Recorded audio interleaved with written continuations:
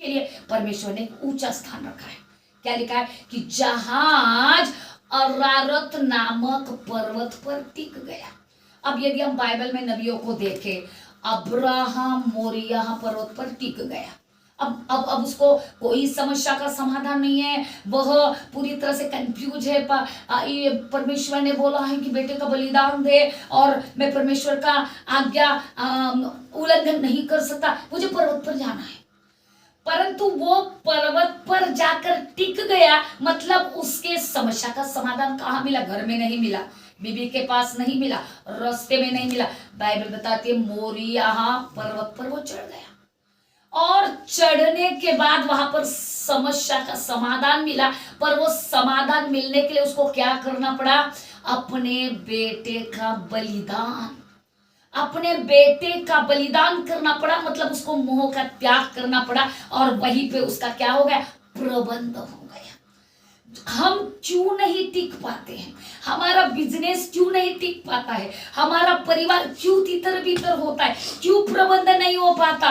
परमेश्वर कहता है सही समय पर, सही महीने में, सही दिन में तेरा परिवार का नैया, तेरा जहाज टिकेगा अवश्य, परंतु ऊंचाई पर टिकेगा। कैसे टिकेगा? ऊंचाई। अब ऊंचाई बोलने से हम कहते हैं किसके नहीं, इसके ना बहुत ऊंचे विचार है। अब ऊंचे विचारों के लिए त्याग जरूरी है, ऊंचे विचारों के लिए संयम जरूरी है, ऊंचे विचारों के लिए धीरज जरूरी है, ऊंचे विचारों के लिए प्रेम जरूरी है, ऊंचे विचारों के लिए किसी पर कृपा जरूरी है, बलिदान जरूरी है। अब यहां पर नूह भटक रहा, उसको भी लगा भी 8 को तो बचा लिया, परमेश्वर ने बचा तो लिया। अब यहां पर 17वां महीना, 17वें महीने में जहाज टिक रहा। यदि हम 7 + 1 करें तो कितना हो गया? 8। और जहाज के अंदर कितने थे? 8। और 8 का जो आंकड़ा है एक नई सृष्टि का आंकड़ा है।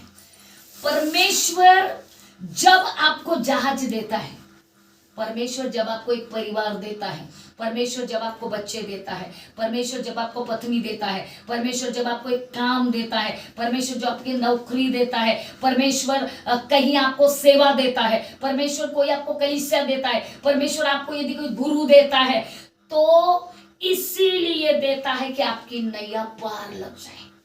आपका परिवार परमेश्वर इसलिए नहीं देता कि आपको तितर बितर करे, आपको बच्चे इसलिए नहीं देता कि वो तितर बितर हो जाए, परंतु इसीलिए देता है कि नूह के घराने के समान, नूह का परिवार जैसे जहाज में एकत्रित था। एक अब देखिएगा, वहां पर केवल 8 लोग एक परिवार में थे। और वह समस्या कितनी थी? हम अपने परिवार की समस्या को देखते, भाई परिवार में काफी समस्या है, मेरा मन ना उचड़ गया। अब देखिए यहाँ पर तो हम थोड़ा 2 बातें हो गई, थोड़ा सा चौक में चले गए और पत्नी थोड़ा सा किसी औरतों में बैठ गई, आपका समस्या का समाधान हो गया। पर नूह कहाँ जाएगा? अब जब परिवार में विकट परिस्थिति आए तो नूह को हमको देखना पड़ेगा। अब देखो चारों तरफ पानी घिरा है और वो पानी साल भर नहीं उतर रहा है, और जिनके साथ रह रहा है वो जानवर है, और वहां पर हो सकता है जानवरों की गंदगी हो और प्रत्येक को संभालना पड़ता हो। साल भर का 365 दिन का जो अरसा कम हुआ, क्या कम हुआ? जानवरों के साथ रहने का। एक ही परिवार है यहाँ पर, ऐसे भी नहीं क्या जी क्या मेरा पति मेरे को ऐसा बोलता, आप बताओ ना। थोड़ा सा पड़ोसन भी नहीं है कोई, और ना ही पति को कोई मित्र है, उसी के बच्चे हैं, उसी की बहू है और उसी की पत्नी है। फिर भी उस विकट परिस्थिति के लिए उसके पास सॉल्यूशन था, आराधना। वो वहां पर आराधना करते, प्रभु मैं तो बाहर देख नहीं पा रहा हूँ, बाहर सूखी भूमि कब है, बाहर कितना पानी है, और मैं जहाज के अंदर फंसा हूँ और तूने मुझे जहाज के अंदर रखा है, परंतु प्रभु मैं बस आराधना करता हूँ। उसने उस सारे सिचुएशन में, सारे बंधन में और सारे परिस्थिति में, सारी विकट हालातों में उसने क्या किया? आराधना किया। हम जहाज में जब है, परिवार में जब है, परिवार के सदस्य समस्या से भागने का नहीं है, परिस्थिति से हमको भागना नहीं है, परिस्थिति से हमको दूर नहीं होना, फेस करना है परिस्थिति को। वहां परिस्थितियां थी, वहां बच्चे बोल रहे पापा पापा कहाँ फंसा दिया आपने, वहां अच्छे थे, अरे मर गए होते तो अच्छा होता, 1 साल ये जानवरों के साथ रहना पड़ता है, कैसे आदमी है। बीबी बोलती होगी, जैसे अय्यूब की बीबी बोलती है, तू मर जा, ये क्या है, इतना सारा करने के बाद तू परमेश्वर परमेश्वर कर रहा है।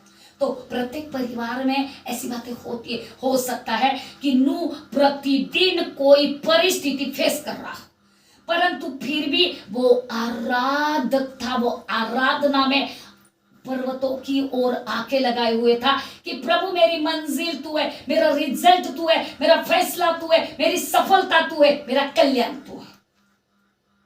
जब हम परिस्थिति में जब गूंथ जाते हैं, जब समस्या में गूंथते हैं, तो आराधना सबसे महान उपाय है।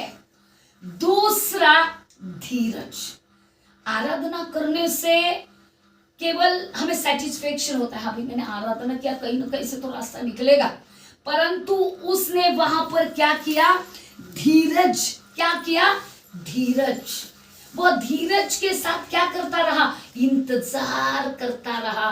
और तीसरा, वो आशा बांधी हुई था, एक आशा उसको थी, वो जहाज के अंदर वो आशा के साथ बैठा हुआ था, एक दिन ऐसा आएगा ये जहाज कहीं ना कहीं टिकेगा, एक दिन ऐसा आएगा मेरा बिजनेस कहीं ना कहीं सफल होगा, एक दिन ऐसा आएगा मेरे परिवार में रति उत्पन्न होंगे, एक दिन ऐसा आएगा मेरे बच्चे सेवक बनेंगे, एक दिन ऐसा आएगा मेरी पत्नी उठकर गवाही देंगी, एक दिन ऐसा आएगा कि वो मेरे घर के बच्चे आराधक बनेंगे।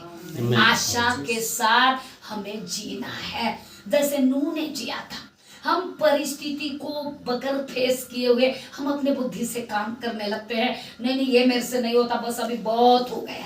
अरे बाबा, जब तू कहता है बहुत हो गया, भाई तेरी बुद्धि है ये एक मानव प्राणी की बुद्धि है, पर आपको नहीं मालूम आपसे बढ़कर बुद्धिमान आपके अंदर बैठा है, आपसे अंदर, आपसे ज्यादा आपके बारे में सोचने वाला आपके पास है। बस आपको अपनी आंखें ऊपर की ओर लगाना है कि प्रभु इस परिस्थिति से निकालने वाला पृथ्वी पर नहीं है, इस परिस्थिति से मुझे कोई मनुष्य नहीं निकाल सकता, परंतु केवल तू निकाल सकता है। और उसका आराधना, उसका इंतजार और उसकी आशा उसे कहाँ टिकाई, अरारत नामक पर्वत पर टिकाई। तो अरारत नामक पर्वत पर टिकने के लिए हमारे जीवन में, हमारे परिवार में क्या होना चाहिए, आराधना होना चाहिए, हमारे अंदर इंतजार होना चाहिए और एक आशा होना चाहिए कि जो कुछ परमेश्वर ने मुझे दिया है। अय्यूब के पास बहुत था, अय्यूब के पास सब कुछ खो दिया, बच्चे को खो दिया, अपना गधई को खो दिया, ऊंट को खो दिया, खेतों को खो दिया, स्टेट को खो दिया, भूमि को खो दिया, सब कुछ तो खो दिया, परंतु फिर भी उसके पास आराधना थी, आशा थी, इंतजार था। और आपको मालूम है क्या हुआ, 42 में, अय्यूब 42 में यदि आप पढ़ते हो तो लिखा है कि जैसे बच्चे थे उससे दुगने सुंदर बच्चे उसको मिल गए। वो एक लंबी आयु तक जिया और उसको जितना गया था उससे दुगना वापस आया। जब विकट परिस्थिति ने उसने क्या किया, इंतजार किया। विकट हालातों में वो किस पर डिपेंड रहा, खुदा पर डिपेंड रहा। तो आपको अपने आप में डिसीजन नहीं लेना है, यहाँ पर इस वचन को पढ़ना है जब आप कंफ्यूजन में हो। नूह कैसा 1 साल रहा, आज मैं भी कंफ्यूजन में हूँ, अब मैं भी इन परिस्थिति से गुजर रहा हूँ, मुझे नहीं समझ रहा ये कैसा होगा, किस प्रकार मैं लोन फेडूंगा, किस प्रकार क्या करूंगा, बिजनेस कैसा चलेगा, क्या होगा। पर नूह उस जहाज में सब्र के साथ था। तो 7वें महीने के 17वें, क्या लिखा है, 7वें महीने के 17वें दिन में अरारत नामक पर्वत पर जहाज टिक गया। मेरे परिवार को, मेरे घराने को, मेरे बिजनेस को, मेरे बच्चों को, मेरे जीवन को अरारत पर्वत जरूर मिलेगा और मैं अरारत पर्वत पर जरूर टिकूंगा। और अरारत पर्वत से मैं एक क्या करूंगा, नई शुरुआत करूंगा। अब अरारत पर्वत पर नू टिका, नू का परिवार टिका और वहां से एक न्यू क्रिएशन हुआ, वहां पर एक नवनिर्मित हुई, वहां पर एक नया जीवन